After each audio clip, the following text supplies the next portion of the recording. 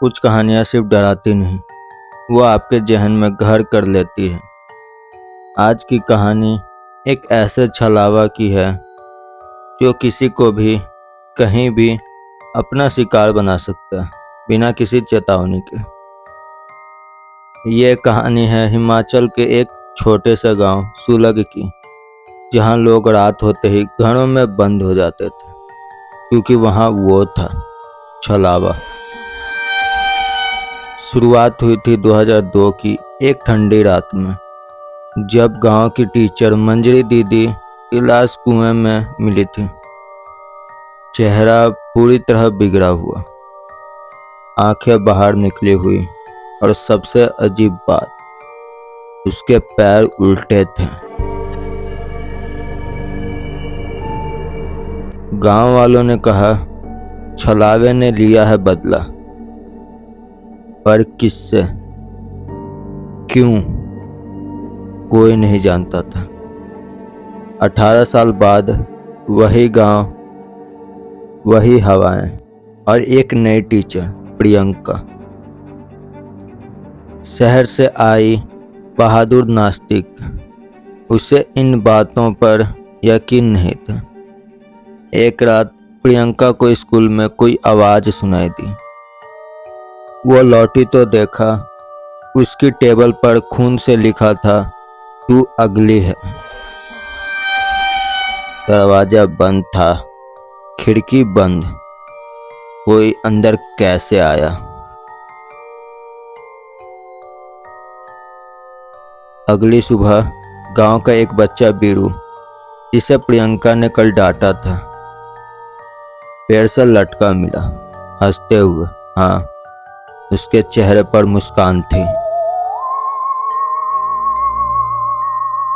प्रियंका डरने लगी थी। उसने गांव के पंडित से बात की। पंडित ने कहा, यह कोई आत्मा नहीं, यह छलावा है, जो इंसान का रूप लेता है और दिमाग में उतरता है। जिसे वो पकड़ ले, उसका सच और झूठ एक हो जाते हैं। प्रियंका ने सीसीटीवी कैमरा लगवाया स्कूल में। रात 2:33 पर वो फुटेज देखती है।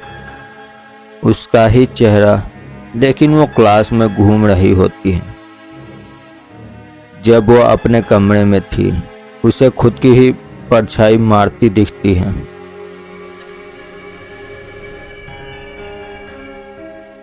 वो पागल हो रही थी, या फिर वो अब उसकी जगह लेने आ रहा था। और फिर एक रात प्रियंका ने खुद को आईने में देखा। आईने में उसका चेहरा नहीं, मंजरी दीदी का चेहरा दिखा था।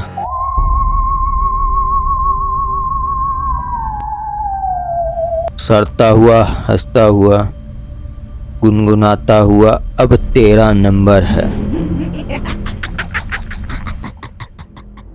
अगली सुबह गांव वालों को प्रियंका की लाश मिली, ठीक उसी कुएं में, और उसकी डायरी में आखिरी लाइन, मैं प्रियंका नहीं हूं। क्या मंजरी दीदी कभी मरी ही नहीं? क्या प्रियंका अब छलावा बन चुकी है, या ये सब किसी और खेल का हिस्सा था? जो भी हो, सुलग गांव में अब कोई टीचर नहीं आता, क्योंकि वो अब स्कूल नहीं, शहर की ओर बढ़ रहा है। अगर अगली बार किसी आईने में अपने पीछे परछाई दिखे, तो पलटकर मत देखना, क्योंकि हो सकता है वो तुम ना हो।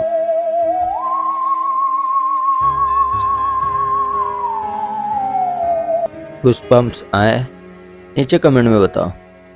लाइक करो अगर कहानी ने दिमाग हिला दिया, और सब्सक्राइब करना ना भूलें। और हाँ, रात को अकेले मत सुनना अगली बार। फिर मिलते हैं अगले नई डरावनी कहानियों के साथ। धन्यवाद।